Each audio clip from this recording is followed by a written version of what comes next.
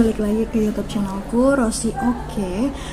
Di sini aku mau berbagi pengalamanku ketika tes P3K guru. Nah, tes P3K guru tahun itu di tahun 2021-2022. Pertama kali aku tes P3K karena sebelumnya kan tes CPNS. Nah, kemudian diganti menjadi tes P3K guru. Aku waktu itu tes kalau nggak salah di sekolah SMA negeri tesnya, terus itu banyak yang ikut dan formasi yang dibutuhkan sebelumnya itu untuk pelajaranku yaitu sejarah itu 1 ya kan. Nah di situ aku ngerasa kayak sebenarnya kayak nothing tulus ya, karena banyak banget yang daftar di formasiku, kurang lebih 50-an orang. Dan pas aku lihat hasil tesnya itu aku di urutan ya sekian lah ya, dan alhamdulillahnya karena ada kebijakan pemerintah jadi calon-calon yang ikut tes itu yang nilainya memenuhi yang dikategorikan lulus itu bisa dapat formasi. Nah aku termasuk salah satu yang beruntung, makanya aku dapat formasi yang kategorinya PS1. Tapi di formasiku yaitu pelajaran sejarah masih belum dibuka, jadi aku harus menunggu kurang lebih 2-3 tahun dari tahun tesku. Dan akhirnya tahun 2024, tepatnya di bulan Mei, aku mendapatkan SK dan langsung ditempatkan di sekolah negeri yang tidak jauh dari rumahku.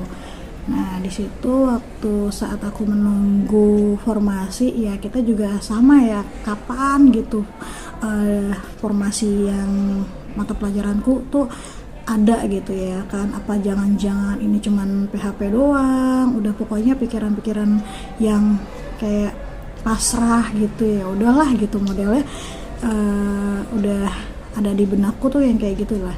Tapi pas nggak di saat aku nothing tulus gitu, ternyata ya Tuhan ngedenger doa-doa kita semua, yang akhirnya ya di tahun 2024 ada pengangkatan. Nah aku masuk di sekolah SMK negeri yang ada di Jakarta.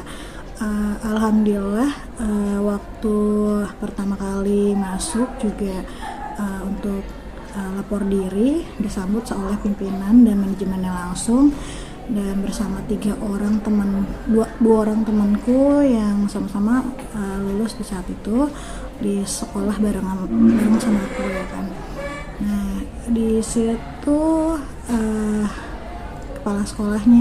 ibu kepala sekolah menyambut baik kami sambil juga memberikan wejangan-wejangan pada saat nanti berada di sekolah yang baru ini. Lalu seiring berjalan, setelah mengajar di sekolah baruku ini, alhamdulillah juga banyak sekali pelajaran, terus banyak juga dapat teman-teman dan guru-gurunya juga alhamdulillah baik-baik semua. Lalu juga untuk siswa-siswanya mungkin jauh lebih banyak minat belajarnya, lebih pengen belajar di sini di siswa-siswanya. Jadi aku juga jadi ikut termotivasi untuk ngajar yang lebih baik-baik lagi lah pokoknya. Itu aja sih suka dukanya yang menurutku untuk sampai di titik ini itu nggak gampang, karena butuh waktu dan butuh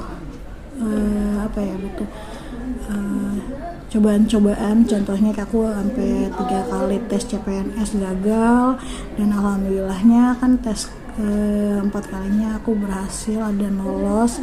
Nah itu juga nggak mudah. Aku harus waktu awal-awal tes CPNS aku sampai tes yang ke daerah Jawa Tengah, Semarang gitu ya kan, untuk mau dapet atau untuk jadi ASN. Nah itu ya makanya kalau menurut aku kita kalau misalkan ingin sukses, kita jangan patah semangat, harus terus coba, terus berusaha. Kalau misalnya gagal, harus bangkit lagi gitu.